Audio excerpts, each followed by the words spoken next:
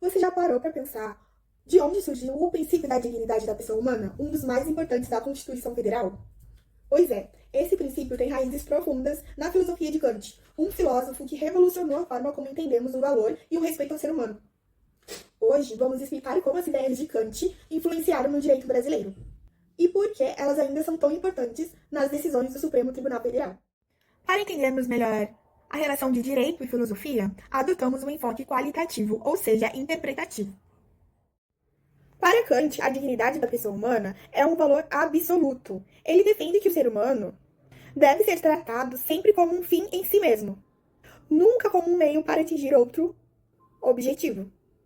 Isso significa que a pessoa tem valor próprio, ela não pode ser trocada, usada ou vendida. Esse valor vem da nossa capacidade racional e da nossa liberdade moral, ou seja, da autonomia de agir conforme leis universais criadas pela própria razão. Em A Metafísica dos Costumes, Kant aplica esses princípios à vida prática e ao direito.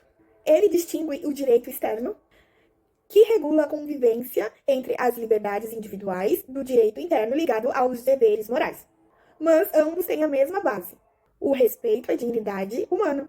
Essa ideia influencia profundamente o constitucionalismo moderno e chegou até a nossa Constituição, que coloca a dignidade da pessoa humana como um dos princípios, como um dos fundamentos da República. E esse princípio não fica só na teoria. O Supremo Tribunal aplica a dignidade da pessoa humana em várias decisões. Um exemplo é o tema 998, que considerou ilegal a revista íntima e vexatória de visitantes em presídios. Na DPF 347, reconheceu o estado de coisas inconstitucional no sistema prisional, exigindo melhorias nas condições dos detentos. A filosofia de Kant mostra que a dignidade da pessoa humana é mais que um conceito jurídico. É um valor moral que deve orientar todas as nossas ações e decisões. No Brasil, esse legado reflete na Constituição e nas práticas do STF, reafirmando que nenhum direito pode ser legítimo se não respeitar o ser humano como um fim em si mesmo. Afinal, como dizia o Kant, no reino dos fins, tudo tem um preço ou uma dignidade. E o ser humano tem dignidade.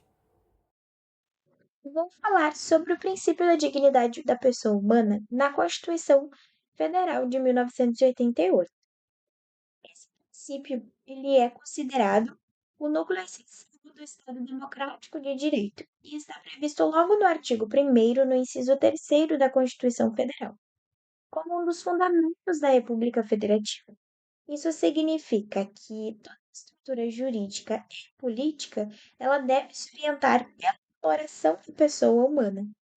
A dignidade da pessoa humana não é apenas um ideal moral, mas um princípio jurídico com força normativa, que orienta a interpretação e aplicação de todas as normas.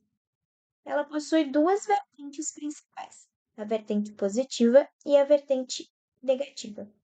A vertente negativa é aquela que impede qualquer forma de violação à condição humana, como a tortura, como trabalhos degradantes e também tratamentos desumanos.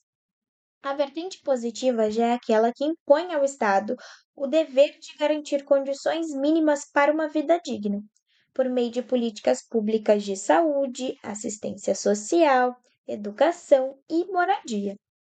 Autores como Luiz Roberto Barroso e Alexandre de Moraes destacam que a dignidade funciona como meta-princípio, ou seja, ele tem um valor que serve de base para todo o sistema de direitos fundamentais e a legitimidade de ações do poder público. Em resumo, a dignidade da pessoa humana é a base do nosso ordenamento jurídico e o critério máximo de justiça. Ele assegura que o ser humano seja sempre tratado como si mesmo e não meio para qualquer objetivo. Assim, mais do que uma norma, a dignidade é a essência que dá sentido à Constituição e ao próprio Estado. A parte número 4 desse trabalho é sobre a dignidade como fundamento do Estado Democrático de Direito, onde a dignidade ela atua como elemento chave, fundamental na relação entre liberdade individual e justiça social. ou seja, é reconhecendo direitos formais e assegurando que, para que haja o devido exercício da autonomia, condições materiais de direito e a concretização desses mesmos direitos devem ser efetivados, com o intuito de satisfazer o bem comum. Existem dois autores importantes que foi mencionado nesse trabalho, que é o Alex, que ele defende que o princípio da dignidade humana serve como parâmetro normativo e orientador da prática jurídica, com o propósito de assegurar autonomia nas decisões e igualdade entre esses indivíduos. Para Sarlet, a dignidade é princípio estruturante que confere legitimidade ao sistema de direitos fundamentais, orientando a interpretação das normas constitucionais. Portanto, conclui-se o quê? Que a dignidade serve como elemento norteador da prática jurídica e indispensável para a realização da justiça, da igualdade e da liberdade em termos de matéria e concretude jurídica, né? Bom, agora para concluir o nosso trabalho, eu vou apresentar as considerações finais. Ao longo da pesquisa, a gente percebeu que o princípio da dignidade da pessoa humana, ela desempenha um papel central na construção e na consolidação do Estado democrático de direito. E esse princípio ele coloca o ser humano como o centro e a finalidade da ordem jurídica. Fundamentado na ideia e na moral de Immanuel Kant na filosofia, especialmente na ideia de que cada pessoa deve ser tratada como um fim em si mesmo e não como um meio, o princípio da dignidade da pessoa humana introduziu uma visão, uma dimensão ética e racional para o Estado brasileiro. A partir da Constituição Federal, a dignidade da pessoa humana foi reconhecida como um dos fundamentos da República, conforme o artigo 1º, inciso 3º. Isso representou uma mudança profunda no Estado, né? O Estado passou a ter como objetivo não apenas o exercício do poder, mas como também a promoção de direitos sociais, liberdade, igualdade, justiça social, entre outros.